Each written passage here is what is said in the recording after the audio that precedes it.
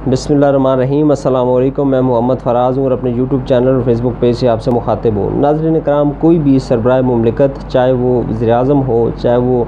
सदर हो, वो उस मुल्क की आवाम की उसके अंदर कितना शऊर है, उसके अंदर कितना नॉलेज है, वो आवाम कितनी पढ़ी लिखी है, इन सारी चीज़ों की अक्कासी कर रहा होता है। उसकी पर्सनैलिटी, उसकी बातचीत, उसका उठना बैठना, उसका इंटरनेशनल फोरम्स के ऊपर अपने मुल्क की नुमाइंदगी करते वक्त दूसरे जो सरबराहान मुमलिकत होते हैं उनके साथ किस तरह वो जो है वो अट्रैक्शन करता है, ये सारी चीज़ें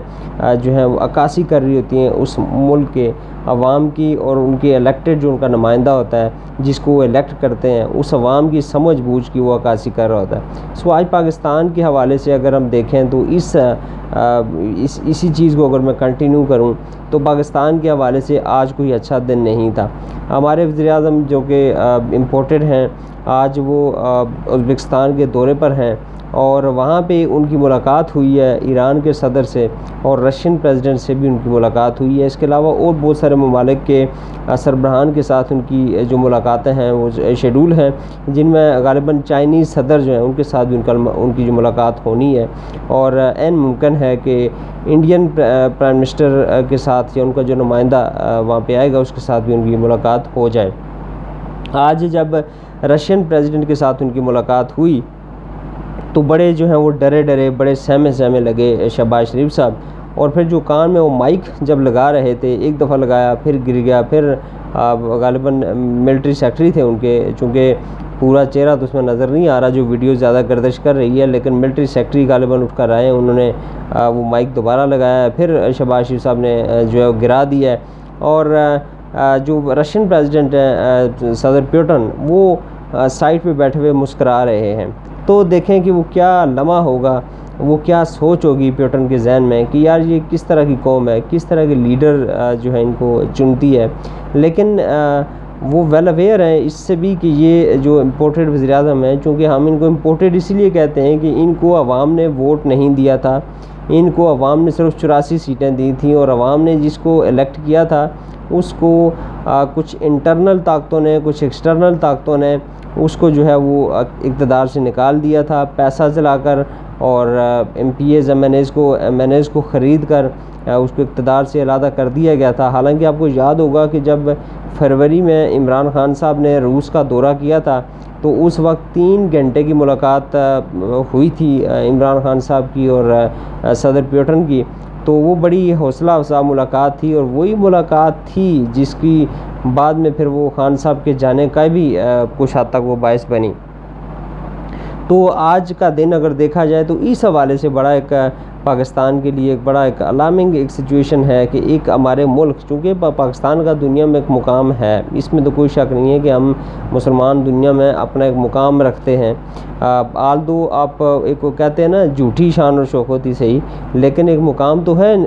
इस्लामी दुनिया में। और फिर इस खित्ते के हवाले से भी देखें तो पाकिस्तान की काफ़ी इम्पोर्टेंस है, स्पेशली जब एक ब्लॉक की हम बात करते हैं कि ईरान उसमें शामिल होगा, पाकिस्तान शामिल होगा, चाइना शामिल होगा, रशिया शामिल होगा, मिडल ईस्ट की ये रियासतें उज़्बेकिस्तान, ताजिकिस्तान, किर्गिज़स्तान, ये सारी रियासतें जो हैं, फिर अफ़गानिस्तान को भी अगर हम उसमें शामिल कर लें तो इस खित्ते का एक बड़ा पावरफुल ब्लॉक बनता है। तो ऐसी सूरत हाल में पाकिस्तान इस खित्ते का बड़ा अहम तरीन मुल्क है। और अगर इसी सिनेरियो में देखें तो पाकिस्तान के अंदर एक ऐसा पॉपुलर शख्स भी होना चाहिए जिसको इंटरनेशनल फोरम्स के ऊपर, जिसको लोग जानते भी हों, जिसको इंटरनेशनल फोरम्स के ऊपर बातचीत करने का सलीका भी हो, जिसको लोगों को अट्रैक्ट करने का जो है फ़न भी आता हो, और वो बंदा जो घबराता ना हो, वो आपकी बात करे, वो हर जगह पे सीना तान कर आपकी बात कर सके, अपने पाकिस्तानियों का मुकदमा लड़ सके, अपनी कौम की खुददारी की, अपनी कौम की मफादात की बात कर सके। तो उसके लिए आज उस सिनेरियो में अगर देखें तो ये पाकिस्तान के लिए एक बड़ी एक शेमफुल सिचुएशन थी आज। लेकिन मेरे ख़्याल में एज़ अ पाकिस्तानी आज कोई पार्टी का बंदा या कोई मतलब आप किसी पार्टी का कारकुन या कोई PTI का, कोई PMLN का या किसी भी जमात का बनकर नहीं सोचना, हमने एज़ अ पाकिस्तानी सोचना है। देखें आज अगर शहबाज शरीफ साहब जो हैं वहाँ पे रिप्रेजेंट कर रहे थे, वो पाकिस्तान को रिप्रेजेंट कर रहे थे, वो पूरी 22 करोड़ आवाम को रिप्रेजेंट कर रहे थे, वो PMLN को रिप्रेजेंट नहीं कर रहे थे। तो ये बड़ी शेमफुल सिचुएशन थी पाकिस्तान के लिए। नाज़रीन इकराम, हम चूँकि आवाम तो फ़िलहाल नहीं बन सके, ये बड़ी एक मतलब हमारे लिए वैसे भी एक बड़ी अलार्मिंग सूरत हाल है कि हम आज तक अवाम बन ही नहीं सके। हम जो है वो हमेशा एक दूसरे की टांगें खींचते हैं। आपको याद होगा पिछले दिनों एक तस्वीर किसी जेल पटवारी ने लगा दी कि खान साहब ने जो है वो शलवार उल्टी पहनी हुई, हालांकि वो बात कुछ और थी और उसमें वैसे ही मतलब एक चूँकि सोशल मीडिया के ऊपर इनका दिमाग तो नहीं काम करता, 45% इनका टोटल दिमाग होता है, बाकी इनका काम नहीं करता। तो किसी ने तस्वीर लगा दी और उसके ऊपर जो तबसरे हुए, तो मतलब ये चीज़ कोट करने का मकसद ये है कि पाकिस्तानी कौम जो है, हम बिल्कुल एक किस्म के वेले लोग हैं इस दुनिया में और हमारा कोई काम काज नहीं है। 5 दिन फिर वो चीज़ डिस्कस होती रही, कोई इधर से निकाल के ले आया दूसरों की, कोई इधर से निकाल के ले आया, कोई क्या करता है, कोई क्या कर रहा है। तो हम बड़े अजीब फारिग किस्म के लोग हैं। आल तो हमारी बड़ी इंटेलिजेंट कौम है, अगर हम इस इंटेलिजेंस को किसी अच्छे काम के लिए, किसी अच्छे पर्पज़ के लिए इस्तेमाल करें तो हमारी कौम बहुत तरक्की कर सकती है। लेकिन इसमें लीडरशिप की जो कमी है उसका भी हमें सामना रहा है। हमें कोई लीडर आज तक कायद-ए-आज़म साहब के बाद नहीं मिला था जो डायरेक्शन देता है इस कौम को कि आपकी मंजिल कहाँ पे है, आपने जाना कहाँ पर है। तो ये एक ही लीडर हमें अल्लाह ताला ने दिया कायद-ए-आज़म साहब के बाद, वो इमरान खान है, जिसकी हम कदर नहीं कर सके। और आज भी इसके ऊपर जो है कुछ लोग जिनका 45% दिमाग काम करता है वो उसके ऊपर लान तान करते हैं। नाज़रीन इकराम, इस वक्त सूरत हाल अगर पाकिस्तान के अंदर की देखें तो इम्पोर्टेड सरकार अंडर प्रेशर लग रही है। ख़ासकर जो लास्ट इंटरव्यू हुआ था कामरान खान साहब का और इमरान खान साहब का, जब उन्होंने इंटरव्यू लिया कामरान खान साहब ने, तो उस इंटरव्यू में जो खान साहब से एक बात करवाई गई या कही गई या जो कुछ भी है, उसको मैं पिछली वीडियो में बात कर चुका हूँ कि उस एक जुमले के बाद काफ़ी ज़्यादा इम्पोर्टेड सरकार जो है वो अंडर प्रेशर महसूस हो रही है। आई डोंट नो इसके पीछे कहानी क्या है, क्योंकि पॉलिटिक्स के अंदर मैंने पहले भी कहा कि पॉलिटिक्स के अंदर सामने आपको कुछ नज़र आ रहा होता है, पसे पर्दा चल रहा कुछ होता है। सो इसलिए हम बहुत ज़्यादा इसको कोई फ्रूटफुल भी नहीं कह सकते, कोई ऐसी चीज़ भी नहीं कह सकते कि जो इस वक्त सूरत हाल पिछले 2 दिन से लग रही है कि शायद चीज़ें PTI की फेवर में हैं, तो ऐसा भी हम बिल्कुल नहीं ट्रस्ट कर सकते। उसकी बड़ी वजह यह है कि जैसे आज शहबाज गिल साहब की जो है रिहाई हुई है, उसके ऊपर काफ़ी ज़्यादा पाकिस्तान तहरीक इंसाफ के कैंप्स में खुशी दौड़ गई है और काफ़ी ज़्यादा जो लोग खुश हैं। लेकिन यहाँ भी मतलब हमें ये चीज़ नहीं भूलना चाहिए कि बाज़ औक़ात कुछ बड़े टारगेट्स अचीव करने के लिए छोटी छोटी चीज़ें जो हैं उनको दरगुजर करना पड़ता है। तो अभी चूँकि 22 तारीख को इमरान खान साहब ने तौहीन अदालत के केस में पेश होना है और उन पर फ़र्द जुर्म आयद होने का इम्कान है, तो ऐसी सूरत हाल में शहबाज गिल साहब का रिहा होना और PTI का भंगड़े डालना, इसको बिल्कुल मेरे ख्याल में हमें जो है वो इग्नोर नहीं करना चाहिए कि अभी बहुत इम्तिहान, इसके इम्तिहान अभी और भी बाकी हैं। सो हमें बिल्कुल भी मतलब ये नहीं करना चाहिए कि आज हमारी जीत हो गई या PTI के लिए सारी चीज़ें बेहतर होना शुरू हो जाएंगी। ऐसा नहीं होता। बाज़ वक़्त आपको थोड़ा सा रिलीफ देकर फिर आपकी चीज़ें जो आपके लिए टाइट भी हो सकती हैं। लेकिन जो बज़ाहिर सूरत हाल है और जिसका अरशद रशीद साहब ने भी जिक्र किया, फिर एक इसाक़ खाक़वानी साहब हैं, पाकिस्तान तहरीक इंसाफ के बड़े अहम वो लीडर रहे हैं और उन्होंने भी कहा जी कि सदर हाउस में एक मुलाकात हुई है, 2 बड़ों की मुलाकात हुई है और उसमें सारी चीज़ें डिसाइड हुई हैं। जो सारा कुछ जो हुआ पिछले 3-4 दिन से हो रहा है, ये सारी चीज़ें डिसाइडेड थी और ये सारी इसी हिसाब से बात हुई थी। फिर डॉक्टर आरिफ अलवी साहब जो कि सदर पाकिस्तान हैं, उनका भी एक क्लिप जो है वो भी सामने आया और वो भी यही कह रहे हैं कि ये सारी चीज़ें हैं। उन्होंने खुलकर तो नहीं कहा कि मुलाकात हुई है, लेकिन ज़ाहिर है एक सियासी तरीक़ाकार है, सियासी एक जो ज़ुबान, जिस ज़ुबान में वो बात कर रहे हैं, जिस इशारों कराम में बात कर रहे हैं, उससे महसूस यही हो रहा है कि कहीं ना कहीं पसे पर्दा कुछ ना कुछ चीज़ें जो है हो रही हैं। फिर साथ ही साथ पाकिस्तान तहरीक इंसाफ ने अपनी तंजीमों को एक्टिवेट करना शुरू कर दिया है और टिकटों के हवाले से भी बातचीत शुरू हो चुकी है। तो ये सारी चीज़ें इशारा है उस तरफ कि शायद आने वाले चंद दिनों में कौमी क़यादत जो है कोई बड़ा फ़ैसला करने जा रही है। यहाँ पे एक चीज़ मैं गोशगुजार करता चलूँ कि ये इस वक्त हम जो भी ये जो नारकिसी सूरत हाल है पाकिस्तान के अंदर, इस वक्त जो हालात बड़े ख़राब हैं और मुआशी एतबार से देखा जाए तो पाकिस्तान डे बाई डे नीचे जा रहा है। हम कोई मतलब हमारे लिए कोई हौसला अफजा ख़बरें नहीं है। इकनॉमिक सिचुएशन पाकिस्तान की इंतहाई ख़राब है। सो ऐसी सूरत हाल में हमें मेरे ख्याल में सियासत तो होती रहेगी, सियासत तो होनी है, जमातें सियासत करेंगी, अपनी अपनी हर जमात ने सियासत करनी है, लेकिन पाकिस्तान है तो सियासत भी होगी। सारी चीज़ें तभी होंगी जब पाकिस्तान जो है इंटैक्ट रहेगा। और खुदा न ख्वास्ता पाकिस्तान अगर डिफ़ॉल्ट की तरफ जाता है तो फिर सियासी जमातें फिर क्या कर लेंगी। और इसी खदशे का इज़हार इमरान खान साहब भी बार बार कर रहे हैं कि आप इलेक्शन करवाएँ ताकि इस बेयकीनी सूरत हाल का जो है ख़ात्मा हो और पाकिस्तान के लिए कोई भी हुकूमत जाए, वो PMLN की हुकूमत आती है, पीपल्स पार्टी आ जाती है, पाकिस्तान तहरीक इंसाफ आ जाती है, लेकिन चूँकि उनके पास फिर 5 साल का मैंडेट होगा तो वो अपने खुल कर को पॉलिसी बनाएं, कुछ चीज़ें आगे लेकर बढ़ें ताकि मुल्क तरक्की करे। और ये जो बेयकीनी की सूरत हाल है, ना आप इंटरनेशनल कोई सियासतदान या ना इंटरनेशनल कोई कंपनीज़, ना इंटरनेशनल कोई ममालिक आपके ऊपर ट्रस्ट कर रहे हैं, ना आपकी इंटरनल जो हमारी कंपनीज़ हैं या जो इन्वेस्टर है पाकिस्तान के अंदर जो है वो भी आपके ऊपर ट्रस्ट नहीं कर रहा। वजह सबसे बड़ी यही है कि यहाँ पे जो है वो अनसर्टन चीज़ें जो है वो बहुत ज़्यादा चल रही हैं इस वक्त, बेयकीनी किसी सूरत हाल है। तो सारी चीज़ों को ख़त्म करने के लिए खान साहब ने भी आज जो प्रेस कॉन्फ्रेंस किया उसमें भी उन्होंने यही कहा है कि मुझे ज़ाती तौर पर इलेक्शन होने या न होने का कोई फ़ायदा नुकसान नहीं है। और अगर देखा जाए तो पाकिस्तान तहरीक इंसाफ को ज़्यादा फ़ायदा होगा अगर ये इलेक्शन डिले होता है या 5-6 महीने और आगे चला जाता है, तो फिर उसका अल्टीमेटली पाकिस्तान तहरीक इंसाफ को फ़ायदा होना है। सो ऐसी सूरत हाल में मेरे ख्याल में प्रेशराइज़ किया जाना चाहिए इम्पोर्टेड सरकार को कि जल्द अज जल्द इलेक्शन की तरफ जाएँ ताकि मुल्क की सूरत हाल बेहतर हो जाए। लेकिन नाज़रीन किराम, इस सारी सूरत हाल में अगर खान साहब की आज की प्रेस कॉन्फ्रेंस के ऊपर बात करें तो एक दफ़ा फिर प्रेस कॉन्फ्रेंस करके खान साहब ने PMLN को एक दफ़ा फिर जो एक नई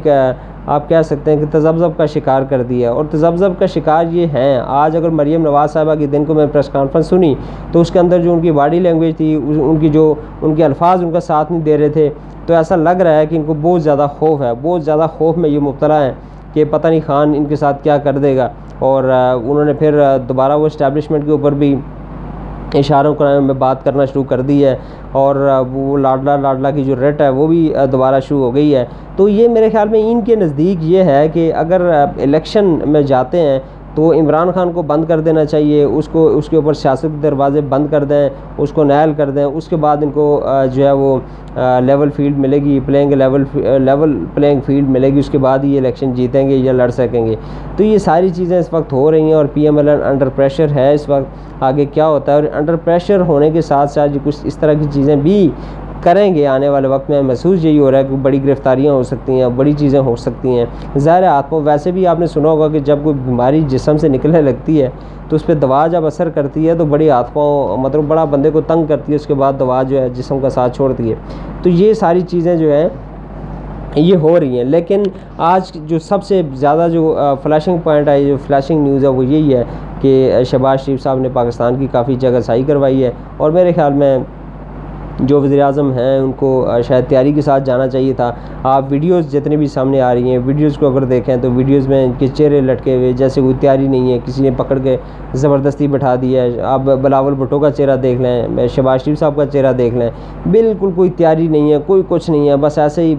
एक बस वो जैसे नहीं होता, कुछ लोगों को शौक़ होता है कि यार मैंने जाना है एक शहर से दूसरे शहर जाना है सैर सपाटे के लिए। तो आज की सूरत हाल जो इस वक्त की है, ये जो हमारा एक भारी भरकम सा जो वक्त गया हुआ है इस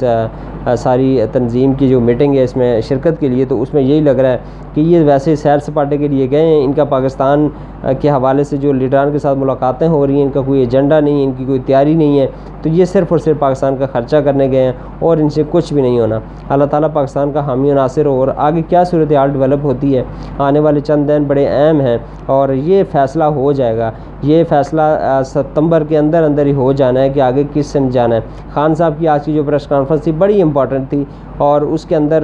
कुछ लोगों का ख्याल तो ये था कि शायद लॉन्ग मार्च की वो कॉल दे देंगे, लेकिन ये हल्का हल्का वो जो है ना वो एक क्या कहते हैं कि उन्हें ज़मीन गर्म करनी शुरू की है। अभी कुछ कह भी नहीं रहे और बहुत कुछ कह भी जाते हैं। ये जो इम्पोर्टेड सरकार है ये परेशानी में है कि खान करने क्या वाला है। अच्छा, एक चीज़ और ख़त्म करने से पहले आपकी कोशिशगुजार कर दूं कि ये जो सारी सूरत हाल बन रही है पिछले 4-5 दिन से, जिस तरह की डिस्कशन हो रही है कि पसे पर्दा कोई मुज़ाकरात चल रहे हैं या कुछ तरह की चीज़ हो रही है, और इसी दौरान खान साहब अगर आकर आज की प्रेस कॉन्फ्रेंस करना, ये जो मीडिया टॉक है ये करना और आवाम से मुखातिब होना,